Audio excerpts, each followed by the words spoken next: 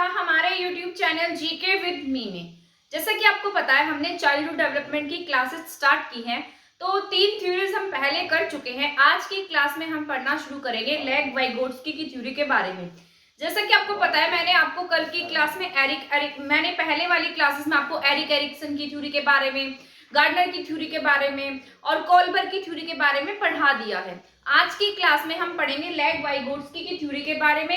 इसके बाद जो हमारी नेक्स्ट थ्योरी रहेगी वो रहेगी जीन पियाजे की थ्योरी, ठीक है, क्योंकि इन दोनों को कोरिलेट करके जब हम पढ़ेंगे तो हमें आसान रहेगा वो, और हम इसको मतलब अच्छे से अंडरस्टैंड भी कर पाएंगे और इन दोनों में हमें कंफ्यूजन भी नहीं होगी। तो सबसे पहले मैंने लिखा लेग वाइगोट्स्की, ठीक है। सबसे पहले तो हमें इनकी थ्योरीज के नाम पता होने चाहिए कि किसने कौन सी थ्योरी दी थी, क्योंकि कई बार एग्जाम में आपसे थ्योरीज के बारे में भी पूछ सकता है। एचटेट सीटेट दोनों के पॉइंट ऑफ व्यू से ये थ्योरी आपके जरूरी है। लेग वाइगोट्स्की जो थे ये रशियन साइकोलॉजिस्ट थे। क्या थे ये? रशियन साइकोलॉजिस्ट, ठीक है। यानी कि जो बच्चों की थिंकिंग के बारे में, यानी कि उनके मतलब उनका जो मानसिक विकास है वो कैसे हुआ, उन सब चीजों के बारे में काम करते थे। तो ये इन्होंने जो थ्योरी दी, उनकी थ्योरी का नाम था सोशियो कल्चरल थ्योरी। क्या नाम है इनकी थ्योरी का? Socio cultural theory. इससे पहले हम 3 थ्योरीज और पढ़ चुके हैं, उनके बारे में भी आपको पता होगा। अगर आपने वो मेरी क्लासेस नहीं देखी है तो प्लेलिस्ट में जाकर देख सकते हैं। तो ये रशियन साइकोलॉजिस्ट थे, 1896 से 1934 तक ये रहे, ठीक है। और इन्होंने ये कहां से बिलोंग करते थे? रशिया से बिलोंग करते थे। और इन्होंने बच्चों के ऊपर काम किया, यानी कि बच्चों की थिंकिंग के ऊपर काम किया। इस वजह से इन्हें हम क्या कह देते हैं? कंस्ट्रक्टिविस्ट, यानी कि कंस्ट्रक्टिविस्ट थे ये, कंस्ट्रक्टिविस्ट, संरचनावादी। हम क्या कह सकते हैं इन्हें हिंदी में? संरचनावादी, ठीक है। संरचनावादी वो होते हैं जो थिंकिंग को ज्यादा इंपॉर्टेंस देते हैं, ठीक है, यानी जो सोचने को ज्यादा इंपॉर्टेंस देंगे। तो ये क्या थे? मतलब संरचनावादी थे। अगर जीन पियाजे के बारे में पूछा जाता है तो जीन पियाजे रेडिकल कंस्ट्रक्टिविस्ट थे, क्योंकि मतलब रेडिकल वो होता है जो दूसरों की बातों को नहीं मानते हैं कि वो सब तो ऐसे ही है, जो ये कह रहे हैं वो सब सही है, ठीक है। तो मतलब एक तरीके के कट्टर हम उन्हें बोल सकते हैं। ये कंस्ट्रक्टिविस्ट थे, ठीक है। इन्होंने ऐसा कहा कि जो बच्चा होता है, जिस तरीके से छोटा बच्चा होता है, उसका डेवलपमेंट किस तरीके से होता है, किस प्रकार से, कौन से फैक्टर किसी बच्चे के डेवलपमेंट में जरूरी होते हैं। तो इन्होंने ऐसा कहा कि जिस तरीके से एक छोटा बच्चा होता है जब वो जन्म लेता है तो उसके लिए 2 फैक्टर जरूरी है, पर सबसे पहला जो मेन फैक्टर था ना वो इन्होंने समाज बताया। क्या बताया अपनी थ्योरी में? इन्होंने कहा है कि जो समाज है वो मेन फैक्टर है। क्या है?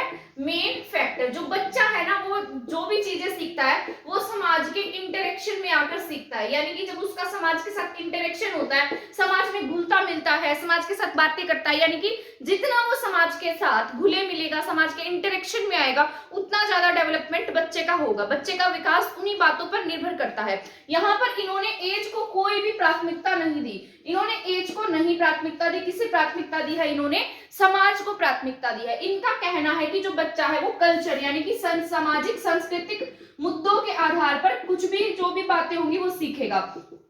उसी प्रकार उसमें क्या आएगी? मैच्योरिटी आएगी, यानी कि उसी प्रकार उसकी समझ विकसित होगी। तो जिस तरीके से आप देखते होंगे जैसे जैसे बच्चा बड़ा होता है अपने आसपास अपने पेरेंट्स से, सबसे पहले तो उसका परिवार, पेरेंट्स ही होते हैं, प्राथमिक जो भी घर होता है उसका, वो क्या होते हैं? उसके पेरेंट्स होते हैं। पेरेंट्स के बाद में वो कहाँ जाता है? समाज में जाता है, जहां उसका क्या होता है? डेवलपमेंट होता है। तो यही बातें इन्होंने भी कही। इनका मानना था कि बच्चे के लिए जो मेन फैक्टर है वो क्या है? समाज है। समाज के बाद में इन्होंने लैंग्वेज को एक महत्वपूर्ण बताया था, मतलब लैंग्वेज को भी इन्होंने इंपॉर्टेंस दी है, भाषा को भी क्या दी है? इंपॉर्टेंस दी है। किसने? लेग वाइगोट्स्की ने, ठीक है। तो आपको ये बातें याद रखनी है। और इसके अगर मतलब इनके अपोजिट थे जीन पियाजे। जीन पियाजे का मानना था कि बच्चे के विकास में समाज बहुत ज्यादा इंपॉर्टेंस नहीं रखता है, वहां पर बच्चे की एज मैटर करती है। जिस प्रकार से बच्चा बड़ा होता जाएगा उसी प्रकार से उसका जो भी थिंकिंग प्रोसेस है, डेवलपमेंट है, वो सब बढ़ता जाएगा, ठीक है। तो यहाँ पर इन दोनों की थ्योरी में मेन पॉइंट्स यही था, ठीक है। तो इन्होंने क्या कहा था कि समाज मेन है, उन्होंने कहा समाज मेन नहीं है। इन्होंने एज को फैक्टर नहीं माना, उन्होंने एज को फैक्टर माना है। किसने? जीन पियाजे ने। जीन पियाजे ने कहा कि जो एज है ना वो क्या है? मेन फैक्टर है, पर इन्होंने कहा कि समाज मेन फैक्टर है। यहाँ पर बच्चे की जो आयु है उसका इससे कोई भी लेना देना नहीं है, ठीक है। तो ये सब इनका मानना था, किनका? लेग वाइगोट्स्की का, ठीक है। तो लेग वाइगोट्स्की ने कौन सी थ्योरी दी है? इसीलिए इनकी थ्योरी का नाम क्या पड़ गया? सोशियो कल्चरल थ्योरी, क्योंकि थ्योरी किस पर बेस्ड थी? सामाजिक सांस्कृतिक मुद्दों पर, यानी कि सिद्धांतों पर बेस्ड थी, ठीक है। तो लेग वाइगोट्स्की क्या है? रशियन साइकोलॉजिस्ट थे और बच्चों के ऊपर क्या करते थे? ये रिसर्च करते थे, ठीक है। और कंस्ट्रक्टिविस्ट तो है, ये संरचनावादी है, लैंग्वेज को इन्होंने इम्पोर्ट, जो बच्चा है ना वो क्या करता है, मतलब इंटरेक्ट करता है, तो इंटरपर्सनल सोसाइटी कल्चरल, तो इन्होंने क्या दिया है, इंटरपर्सनल सोसाइटी कल्चर। ठीक है, तो इन्होंने ऐसा माना कि जो इंटरपर्सनल सोसाइटी कल्चर है वो एक बच्चे के विकास में महत्वपूर्ण भूमिका निभाता है। ठीक है, तो इन्होंने किसको मेन माना है, अंतरव्यक्तिक सामाजिक अंत्य क्रिया को, यानी कि जो भी क्रिया होती है इंटरपर्सनल, जिस तरीके से इनका क्या है, सामाजिक सांस्कृतिक, इनका मानना था किसका, लेव वाइगोट्स्की का। ठीक है, तो इन्होंने अब ये मतलब जो इंटरपर्सनल सोसाइटी कल्चर ये है क्या, इसके बीच में एक बच्चे का विकास कैसे होता है ना, एक तो मतलब इनके अलग अलग दायरे होते हैं, उनके बारे में मैं आपको यहाँ पर बताऊंगी। पहले यहाँ इसको इरेज कर देती हूँ कि जो बच्चा होता है वहां पर दो तरीके के विकास होते हैं, एक संभाव्य विकास होता है और एक वास्तविक बच्चे का विकास होता है। ठीक है, ठीक है, अब मैं आपको यहाँ पर बताऊंगी जो इंटरपर्सनल सोसाइटी कल्चर है वो किस तरीके से काम करता है, यहाँ पर बच्चे का विकास कैसे होता है। सबसे पहले तो हम यहाँ पर एक सर्कल बना लेते हैं, ये इस तरीके से कोई ए है, ये क्या है, बी है। ठीक है, इसके बाद ये लास्ट वाला दायरा होता है, ये किसका है, विकास का दायरा है। यहां से यहां तक पहुंचने में मतलब ए क्या है, एक ऐसा दायरा है जहां तक पहुंचने में बच्चे को किसी की भी हेल्प की नीड नहीं होती है। तो एक क्या है, वास्तविक विकास होगा, क्या होगा बच्चे का, एक वास्तविक विकास है, यानी कि रियल डेवलपमेंट है। यहां तक पहुंचने में इसे किसी की भी हेल्प की नीड नहीं होती है। तो आप क्या टिक करेंगे, मतलब यहां से यहां तक पहुंचने में बच्चे को किसी की भी जरूरत नहीं होगी, बच्चे का विकास यहां तक अपने आप हो जाता है। इसके बाद यहां से यहां तक पहुंचने में उसे किसी ना किसी चीज का सहारा लेना पड़ता है, उसे किसी की हेल्प की नीड होती है। तो यहां से यहां तक पहुंचने में जो उसका विकास हुआ है वहां पर उसे क्या होती है, बी क्या है, इसका संभाव्य विकास है, यानी कि यहां तक इसका क्या हो सकता है, विकास हो सकता है। ठीक है, तो इसे हम क्या कहते हैं, संभाव्य विकास। तो यहाँ पर इससे क्या होती है, किसी की नीड की जरूरत होती है, यानी कि किसी की जरूरत होगी, तो यहाँ पर नीड की जरूरत होती है, कहां से, मतलब इस ए से बी तक पहुंचने में। तो ये बी वाला जो दायरा है इसे हम जेडपीडी भी कह देते हैं, क्या कह देते हैं, ZPD, zone of proximal development. क्या बोलते हैं इसको, जोन ऑफ प्रोक्सिमल डेवलपमेंट। ठीक है, तो इसे क्या कहते हैं, जोन ऑफ प्रोक्सिमल डेवलपमेंट, यानी कि ए से बी तक पहुंचने में इसे किसी न किसी की नीड की जरूरत होती है। और यहाँ जिस तरीके से मान लीजिए कोई टीचिंग एग्जाम की प्रिपरेशन कर रहा है तो उसे किसी न किसी टीचर की नीड होती है, यानी कि जिस तरीके से जब हम यहाँ से यहाँ तक पहुंच रहे हैं, यानी कि इसको यहाँ पर कुछ प्रॉब्लम्स क्रिएट हुई, यानी कि उसे कुछ समझ नहीं आ रहा था, किसी टीचर की नीड थी, उस टीचर की नीड लेकर वो यहाँ से यहाँ तक उसने वो एग्जाम क्रैक कर दिया है ना, और वो टीचर बन गया। तो उसका जो विकास था वो यहाँ तक इस दायरे तक सीमित हो गया, मतलब यहाँ तक उसका जितना डेवलपमेंट होना था वो हो चुका है। अब यहाँ से यहाँ तक जो नीड की जरूरत पड़ी उसे, वही उसका क्या था, संभाव्य विकास था। अब ये जो हेल्प करेगा ना, इसको भी हमने कुछ नाम दिया है। यहाँ पर क्या होता है, एक हेल्प करने वाला होता है, ये जो हेल्प करने वाला होता है, ये जो हेल्प होती है इसको हम क्या कहते हैं, स्कैफोल्डिंग। क्या कहते हैं हेल्प को, स्कैफोल्डिंग। तो ये एग्जाम में पूछा गया कि बताइए जोन ऑफ प्रोक्सिमल डेवलपमेंट में के दूसरे स्तर में, यानी कि जो संभाव्य विकास है उसमें किसी की हेल्प की नीड होती है, तो उसको हम क्या कह देते हैं, स्कैफोल्डिंग कहते हैं। यहाँ पर स्कैफोल्डिंग कौन होता है, जो हेल्प करता है, टीचर भी हो सकते हैं, यहाँ पर कोई भी हो सकता है जो भी इसकी हेल्प करेगा, जो इसके मतलब संभाव्य विकास तक पहुंचने में जो इसकी मदद करता है, हेल्प करता है, वो यहाँ क्या होता है, स्कैफोल्डिंग होता है। ठीक है, और इस स्तर को हम क्या कहते हैं, यहाँ से यहाँ तक पहुंचने का जो डेवलपमेंट है वही क्या है, जोन ऑफ प्रोक्सिमल डेवलपमेंट है। ठीक है, proximal development, zone of proximal development को हिंदी में कहते हैं संभाव्य विकास का क्षेत्र। क्या कहते हैं, संभाव्य विकास का क्षेत्र। ठीक है, अब मैं आपको बताती हूँ कि यहाँ पर जो जोन ऑफ प्रोक्सिमल डेवलपमेंट है, यहाँ पर मतलब कौन से स्कैफोल्डिंग क्या होती है, जोन ऑफ प्रोक्सिमल डेवलपमेंट क्या होता है, एमक्यू क्या होता है, उन सब के बारे में सर्कल बनाकर यहाँ पर आपको अच्छे से समझा देती हूँ, ताकि आपको ये जो मैंने आपको यहाँ समझाया है वो अच्छे से और भी ज्यादा अच्छे से समझ में आ जाए। ठीक है, यहाँ पर मैं एक बार यहाँ पर एक डायग्राम से आपको यहाँ समझा देती हूँ। इसके बाद मैंने यहाँ पर इस तरीके से दो डायग्राम से बना दिए हैं। यहाँ पर सबसे पहले मैंने लिखा जोन ऑफ प्रोक्सिमल डेवलपमेंट, यानी कि जो संभाव्य विकास का क्षेत्र होता है वो किस तरीके से काम करता है, स्कैफोल्डिंग कौन कर सकता है, यहाँ पर मोर नॉलेजेबल क्या होता है। ठीक है, तो जेडपीडी जो होता है ना वो हमारा संभाव्य, हमारा विकास का क्या होता है, क्षेत्र होता है। जिस तरीके से बच्चे होते हैं, बच्चों का क्या होगा, ये विकास का क्षेत्र होगा कि बच्चे यहाँ तक क्या कर पाएंगे, अपना डेवलपमेंट कर पाएंगे। अब मान लीजिए कोई भी बच्चा है, उसके डेवलपमेंट के लिए किसी न किसी चीज की नीड होती है, जिस तरीके से हम है, हमें हमारा भी जब विकास होता है तो हमें भी किसी न किसी की हेल्प की नीड होती है, किसी टीचर की हेल्प की नीड होती है, या अपने पेरेंट्स की, सोसाइटी की, मतलब किसी भी कोई भी ऐसा इंसान जो हमसे ज्यादा जानता हो। हम किससे मतलब हम किससे नॉलेज लेते हैं, जिसे हमसे ज्यादा नॉलेज होती है ना। यहाँ पर जो लेग वाइगोट्स की है, इन्होंने एक बात कही थी कि मतलब यहाँ पर जो मोर नॉलेजेबल पर्सन है ना, जिस तरीके से मोर नॉलेजेबल पर्सन है, जैसे जेडपीडी है। जेडपीडी क्या है हमारे पास यहाँ पर, मतलब जेडपीडी हम होंगे जिसका विकास हो रहा है, यानी कि कोई बच्चा होगा जो अपने विकास के लिए काम कर रहा है, यानी कि इस दायरे तक पहुंचने के लिए, जो बी है, इस दायरे तक पहुंचने के लिए जो भी ये क्षेत्र है, यानी कि जेडपीडी है, ये इसके संभाव्य विकास का क्षेत्र है, लेकिन यहाँ तक पहुंचने के लिए इसको किसी न किसी की नीड है। तो वो नीड का काम कौन करेगा, एमकेओ, यानी कि वो किससे सहायता लेगा, वो नॉलेज किससे लेगा, मोर नॉलेजेबल पर्सन। यहाँ पर एक होगा एमकेओ। अब एमकेओ क्या है, मोर नॉलेजेबल पर्सन है, मैंने वहां पर लिखा भी है मोर नॉलेजेबल पर्सन, जो हमें क्या देगा, नॉलेज देगा। अब आप हैं, आपने भी कहीं ना कहीं से नॉलेज ली होगी, आप उसी से पढ़ना पसंद करेंगे जिसे आपसे ज्यादा नॉलेज होगी, है ना। और इन्होंने भी ऐसा कहा कि यहाँ पर क्या होगा, एक एमकेओ होगा जो आपसे ज्यादा नॉलेज वाला होगा। यहाँ पर एज को इन्होंने मैटर नहीं किया। इनका ऐसा कहना था कि जो मतलब इनका ये मानना है कि यहाँ पर जो नॉलेज को देखा जाएगा, एज को नहीं देखा जाएगा, चाहे वो आपसे एज में छोटा है, चाहे आपसे एज में बड़ा है। अगर वो आपसे नॉलेज में बड़ा है तो वो क्या होगा, गीवर होगा, यानी कि नॉलेज देने वाला होगा, मोर नॉलेजेबल पर्सन होता है ये, ठीक है। इसलिए हम इसको क्या कह देते हैं, गीवर कहते हैं। क्या कहते हैं, गीवर, ठीक है। और इसके बीच में जो मोर नॉलेजेबल पर्सन है, यानी कि जो हमें हेल्प मिल रही है यहाँ पर किसी की, वो क्या काम करती है, स्कैफोल्डिंग का काम करती है, ठीक है। किसका काम कर रही है ये, स्कैफोल्डिंग का। तो स्कैफोल्डिंग क्या है, हेल्प है, यानी कि जो भी दी गई है, जो हमें रास्ता दिखाया गया है, वो क्या है, स्कैफोल्डिंग है। और वो किसके द्वारा दी गई है, मोर नॉलेजेबल पर्सन के द्वारा दी गई है, ठीक है। और उस इन सब चीजों का सहारा लेकर हमारा क्या होता है, जेडपीडी, यानी कि डेवलपमेंट हो जाता है, ठीक है। तो ये बातें आपको याद रखनी है। सबसे पहले यहाँ क्या होगा, जेडपीडी होगा। जेडपीडी का मतलब जोन ऑफ प्रॉक्सिमल डेवलपमेंट, यानी कि संभाव्य विकास का क्षेत्र होगा। उसके साथ साथ जो हमें मतलब जो भी हम किससे नॉलेज लेंगे, जो भी मोर नॉलेजेबल पर्सन होगा, उसको हम क्या कह देंगे, गीवर कहेंगे। जो हेल्प हमें मिल रही है, जो रास्ता हमें दिखाया जा रहा है, वो सब क्या होता है, यहाँ पर स्कैफोल्डिंग होता है, ठीक है। तो ये सब किसके बारे में है, जोन ऑफ प्रॉक्सिमल डेवलपमेंट के बारे में है।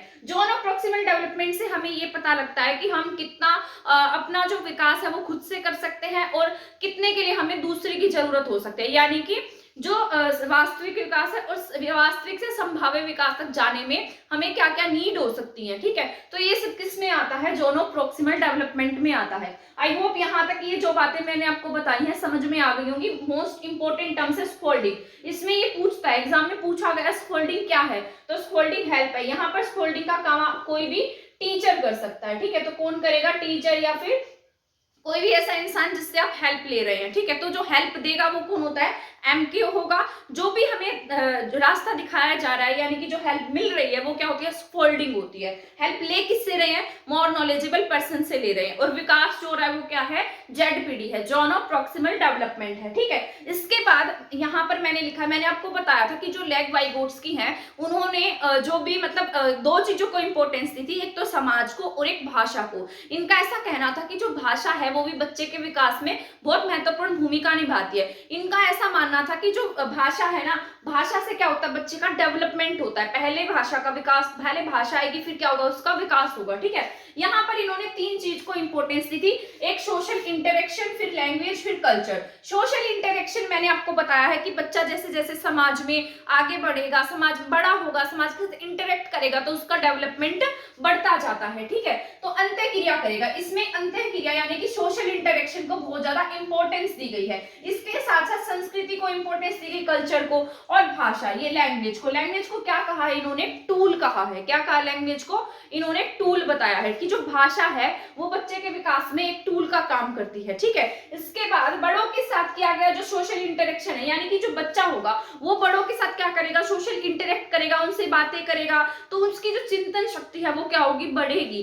तो यही सब इसमें बताया गया है। स्कैफोल्डिंग क्या होती है, एक तरीके की हेल्प होती है, जिसका प्रयोग बच्चे कब करेंगे, चिंतन करते समय स्कैफोल्डिंग का यूज कर सकते हैं, ठीक है। तो यहाँ पर सोशल इंटरेक्शन अपने बड़ों के साथ में करता है, कल्चर से वो बहुत कुछ सीखता है। लैंग्वेज उसके विकास में क्या एक बहुत बड़ा टूल है। अभी मैं आपको यहाँ पर लैंग्वेज के बारे में भी बताऊंगी कि यहाँ पर लैंग्वेज कैसे एक बहुत बड़ा टूल होता है एक बच्चे के लिए, ठीक है। लैंग्वेज का विकास कैसे होता है, मतलब वाइगोट्स्की ने लैंग्वेज के बारे में क्या कहा है, ठीक है, तो वो सब भी मैं यहाँ पर आपको बता दूंगी। तो यहाँ पर जोनो प्रोक्सिमल डेवलपमेंट था, यहाँ पर क्या है लैंग्वेज जो है बच्चे की, लैंग्वेज से क्या होता है उसका विकास होता है। वो अपनी जो मतलब बड़ों के साथ क्या करेगा, सोशल इंटरेक्ट करेगा, सोशल इंटरेक्ट करके उसकी बुद्धि का क्या होगा, विकास होगा, ठीक है। तो यही सब बातें जो लेग वाइगोट्स्की हैं उन्होंने अपनी थ्योरी में कही हैं, ठीक है। तो ये जो इंपॉर्टेंट टर्म्स है ना, ये आप नोट डाउन भी कर सकते हैं और ये आपके एग्जाम के पॉइंट ऑफ व्यू से बहुत ही ज्यादा जरूरी है। जो भी टर्म्स मैं यहाँ पर आपको बता रही हूँ इनको अपनी नोटबुक में नोट कर लीजिएगा, ठीक है। इसके बाद मैं यहाँ पर आपको लैंग्वेज के बारे में बताती हूँ कि वाइगोट्स्की ने लैंग्वेज के प्रोक्सिमल डेवलपमेंट के बारे में हम पढ़ चुके हैं। मैंने आपको कहा था कि इसके बाद हम लैंग्वेज के बारे में पढ़ेंगे, ठीक है। यहाँ पर मैंने लैंग्वेज के बारे में भी लिख दिया है कि जो लेग वाइगोट्स्की हैं उन्होंने लैंग्वेज के बारे में क्या कहा और जीन पियाजे ने लैंग्वेज के बारे में क्या कहा है, ठीक है। तो यहाँ पर जो लेग वाइगोट्स्की हैं इन्होंने ऐसा कहा है कि जो भी बच्चा है, बच्चे का जो विकास है, यानी कि पहले क्या होगा, लैंग्वेज से क्या होता है, बच्चे का विकास होता है। लैंग्वेज जो है वो बच्चे के विकास में एक महत्वपूर्ण टूल का काम करती है, ठीक है। यहाँ मैंने लिखा है लर्निंग से क्या होता है, डेवलपमेंट होता है। आप भी देख लीजिए, आप अगर कुछ सीखते हैं और सीखेंगे, अगर आप कुछ सीखेंगे तभी आपका डेवलपमेंट होगा, है ना। तो यहाँ पर इन्होंने भी यही बात कही है कि जिस तरीके से बच्चा लर्नर होगा, लर्निंग करेगा, तो उसका क्या होगा, डेवलपमेंट होगा। बच्चे नॉलेज को कंस्ट्रक्ट, यानी कि अगर हम बच्चे को ऐसा, मतलब बच्चे का क्या कर सकते हैं, जो बच्चा है वो नॉलेज को कंस्ट्रक्ट कर सकता है, यानी कि नॉलेज को खुद बना सकता है, बिल्ड कर सकता है, अगर उसको ऐसा एनवायरनमेंट दिया जाता है तो, ठीक है। यहाँ पर वाइगोट्स्की अपनी लैंग्वेज के बारे में क्या कहते हैं, मतलब लैंग्वेज के बारे में इनकी क्या सोच है। इन्होंने ऐसा कहा है कि जो थॉट है और भाषा, यानी कि जो हमारे विचार हैं और हमारी जो लैंग्वेज है वो क्या है, एक दूसरे से अलग है। इनका मानना है कि जो थॉट यानी कि जो विचार है, हमारे दिमाग में क्या आते हैं, विचार आते हैं, विचार से क्या है कि भाषा, ये दोनों चीजें क्या है, अलग अलग है। इन्होंने थॉट और लैंग्वेज को अलग बताया है, पर इन्होंने कहा है कि ये दोनों क्या चलते हैं, एक दूसरे के पैरेलल चलते हैं, ठीक है। पहले क्या आएगा, थॉट, फिर क्या आती है, भाषा आती है, ठीक है। अगर पहले दिमाग में विचार आया, विचार से क्या आएगी, भाषा आएगी, तो ये दोनों क्या चल रहे हैं, एक दूसरे के पैरेलल चल रहे हैं, पर ये दोनों एक नहीं है, ये दोनों अलग अलग है। कब तक अलग होंगे, ये 3 साल तक की एज तक क्या होते हैं, अलग होते हैं। लेकिन जब बच्चा बड़ा होता है, 3 साल से बड़ा हो जाता है, तो ये दोनों आपस में क्या कर जाते हैं, मर्ज कर जाते हैं, यानी कि दोनों इकट्ठे हो जाते हैं। 3 साल तक ये दोनों अलग होते हैं, 3 साल की एज के बाद क्या हो जाते हैं, ये मर्ज हो जाते हैं एक दूसरे में, ठीक है, मतलब इंटरेक्ट कर जाते हैं एक दूसरे से, ठीक है। तो यहाँ पर इन्होंने थॉट और भाषा को अलग अलग बताया है, कब तक, 3 साल की एज से पहले। इसके बाद इन्होंने कहा है कि जो लैंग्वेज है वो किससे डेवलप होगी, सामाजिक क्रिया से, यानी कि जब हम इन्होंने ऐसा भी कहा है कि जिस तरीके से छोटा बच्चा होता है, जब वो बोलता है तो उसकी जो लैंग्वेज होती है वो इतनी डेवलप नहीं होती, इतनी तर्क संगत नहीं होती है, वो बहुत अच्छे से नहीं बोल पाता है। लेकिन जब वो किसी ऐसे इंसान से मिलता है जिसकी भाषा पर बहुत अच्छी पकड़ है, यानी कि जब समाज में अंत्य क्रिया करता है, समाज के लोगों से मिलता है जिनकी भाषा पर अच्छी मजबूती है, वो जो बहुत अच्छा बोल सकते हैं, तो उससे इसकी जो लैंग्वेज है ना वो डेवलप होगी। तो ये सब किसने कहा, लेग वाइगोट्स्की ने कहा। इनका क्या कहना था कि जो लैंग्वेज है वो सामाजिक क्रिया से क्या होती है, डेवलप होती है। किससे डेवलप होती है लैंग्वेज, सामाजिक क्रिया से। इसके बाद है language is the greatest tool. मैंने बताया था कि जो भी किसी भी इंसान के लिए जो लैंग्वेज है वो क्या होगी, उसका ग्रेटेस्ट टूल होती है। क्योंकि अगर लैंग्वेज ही नहीं होगी तो हम अपने आप को कहीं किसी के सामने कैसे एक्सप्रेस कर पाएंगे। तो लैंग्वेज क्या करती है, किसी भी इंसान के मतलब सामाजिक विकास में बहुत महत्वपूर्ण भूमिका निभाती है, इंटरेक्ट करने में हेल्प करती है। अगर लैंग्वेज होगी तो हम समाज में क्या कर पाएंगे, इंटरेक्ट कर पाएंगे, समाज के लोगों के साथ क्या कर पाएंगे, इंटरेक्शन कर पाएंगे। यहाँ पर इन्होंने लैंग्वेज की फॉर्म्स बताई हैं कि बच्चे में जो लैंग्वेज है ना वो किस तरीके से होती है, कि जो बच्चा है वो अपनी स्पीच को, अपनी लैंग्वेज को किस तरीके से प्रेजेंट करता है। जब वो छोटा होता है तब वो किस तरीके से बोलता है, जब मतलब थोड़ा बड़ा होता है तब उसकी लैंग्वेज पर क्या इफेक्ट पड़ते हैं, ठीक है। तो ये सब यहाँ पर लिखा है, मैं अभी बता देती हूँ। यहाँ पर जो लेग वाइगोट्स्की ने लैंग्वेज की फॉर्म बताई है उसमें से कुछ फॉर्म है, जैसे सोशल स्पीच। जब बच्चा छोटा होगा तब वो, जब बच्चा 2 साल तक का होता है तो क्या करने लगता है, जिस तरीके से थोड़ी थोड़ी बातें करने लगेगा, जैसे वो अपनी मम्मी से मिलेगा, पापा से मिलेगा तो थोड़े थोड़े शब्द बोलने लगता है ना। तो 2 साल तक बच्चे में क्या होता है, भाषा का विकास हो जाता है। तो ऐसी स्पीच को हम क्या कहते हैं, सोशल स्पीच कहते हैं। तो 2 साल तक की एज में उसमें क्या होती है, सोशल स्पीच होती है, किसी से भी बोल लेता है बच्चा, तो क्या होता है, वो सोशल स्पीच होती है, ठीक है। तो सोशल स्पीच कब तक होगी, 0 से, यानी कि जब से उसका बर्थ हुआ है तब से लेकर 2 ईयर तक। इसके बाद आती है प्राइवेट स्पीच, ये इंपॉर्टेंट है। प्राइवेट स्पीच जो है वो 3 साल के आसपास तक होती है बच्चे में। कब तक? प्राइवेट स्पीच जो है वो बच्चे में 3 साल तक की एज, 3 साल तक का जब बच्चा होता है तब इस बच्चे में देखने को मिलती है। इसे क्या नाम दिया गया है? Private speech. क्या नाम दिया गया है? Private speech. बच्चा क्या करता है? खुद से बातें करने लगता है, ठीक है। मतलब 3 साल का जब होगा, 3 साल के बाद डेवलप होती है उसमें प्राइवेट स्पीच, ठीक है। जब बच्चा 3 साल तक का हो जाएगा तब बच्चे में धीरे धीरे क्या बनने लगेगी? प्राइवेट स्पीच आने लगेगी। आपने देखा होगा कि छोटे बच्चे होते हैं जो 3 साल से ऊपर के हैं, वो क्या करते हैं, मतलब अपने आप बोलते रहते हैं, ऊपर आसमान को देखेंगे तब भी कुछ ना कुछ बोलते रहेंगे, तो मन मन में बोलते रहेंगे, कोई टॉय होगा उसके साथ खेलते रहेंगे तब भी मन मन में बोलते रहते हैं। आप बच्चों को ऑब्जर्व करना, वो अपने आप खेलते खेलते क्या करते हैं? बोलते रहते हैं। तो इसी को क्या कहा उन्होंने? प्राइवेट स्पीच कहा है, ठीक है। और इसको मतलब जो वाइगोट्स्की है वो ऐसा कहते हैं कि जो प्राइवेट स्पीच है ना वो किसी बच्चे के डेवलपमेंट में बहुत जरूरी होती है। उसकी जो वाइगोट्स्की ने कहा कि जो ये प्राइवेट स्पीच होती है वो बच्चे की थिंकिंग के लिए जरूरी होती है, ठीक है। यानी कि उसकी जो उसकी थिंकिंग हो रही है, यानी कि वो जो बोल रहा है, अपने जो थॉट है उसको लैंग्वेज में बदल रहा है और बोल रहा है, तो वो सब क्या होती है? उसकी प्राइवेट स्पीच है। तो उसमें क्या करेगी? उसके डेवलपमेंट में इंपॉर्टेंट पार्ट प्ले करती है। क्या?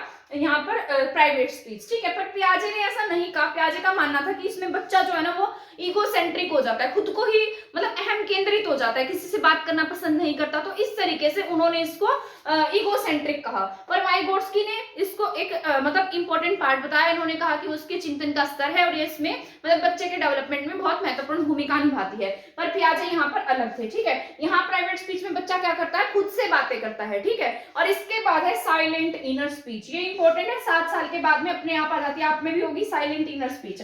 7 साल तक के बच्चे के बाद में आपको ये देखने को मिलती है, ठीक है। बच्चा क्या करेगा? साइलेंट स्पीच में मन ही मन क्या करता है? अपने आप से बातें करने लगता है। मतलब जब अपनी बातों को दूसरों को ना बताकर अपने मन में रख लेता है, मन मन में ही मतलब कुछ ना कुछ सोच लेता है, कुछ इस तरीके के जो विचार है उसके मन में आते हैं कि वो किसी के साथ शेयर नहीं करता, ठीक है। तो जिस तरीके से अब आप हैं, आपको किसी ने कुछ कहा और आपको गाली देनी है तो आप मन मन में उसको गाली दे देंगे, है ना। तो कैसी स्पीच होती है? साइलेंट इनर स्पीच है ना। आप सभी में देखने को मिलेगी, सब में होती है साइलेंट इनर स्पीच। बहुत सारी ऐसी बातें होती है जो आप किसी को नहीं बताते हैं, तो मन मन में रख लेते हैं। किसी को गाली देनी हो तो वो भी मन मन में ही दे लेते हैं ना। तो ये सब क्या है? साइलेंट इनर स्पीच है, ठीक है, जो 7 साल के बाद देखने में मिलती है। कौन सी speech? Social speech, private speech and silent speech, ठीक है। सोशल स्पीच 0 से 2 ईयर तक, बर्थ से लेकर 2 साल तक होगी, जो बच्चा किसी से भी बात कर लेगा। इसके बाद प्राइवेट स्पीच, बच्चा अपने आप से बातें करने लगता है, खेलते हुए भी खुद से बातें करेगा, या फिर कोई भी टॉय खेल रहा है, कुछ भी ले रहा है तो अपने आप बोलता रहता है। इसके बाद में है silent inner speech. Silent inner speech वो होती है जो मन मन में मतलब मन में रख ली जाए, किसी से कही ना जाए, ठीक है। तो इन्होंने लैंग्वेज को भी बहुत इंपॉर्टेंट माना है और समाज को भी बहुत महत्वपूर्ण माना है। किसने? लेव वाइगोट्स्की ने। इन्होंने क्या कहा है कि जो समाज है वही बच्चे के डेवलपमेंट में बहुत महत्वपूर्ण भूमिका निभाता है। यहाँ पर एज का कोई भी मैटर नहीं है। जेडपीडी इन्होंने दिया है, ठीक है, यानी कि जोन ऑफ प्रॉक्सिमल डेवलपमेंट दिया। सोशल इंटरेक्शन को एक बहुत महत्वपूर्ण पार्ट बताया है किसी बच्चे के विकास में, ठीक है।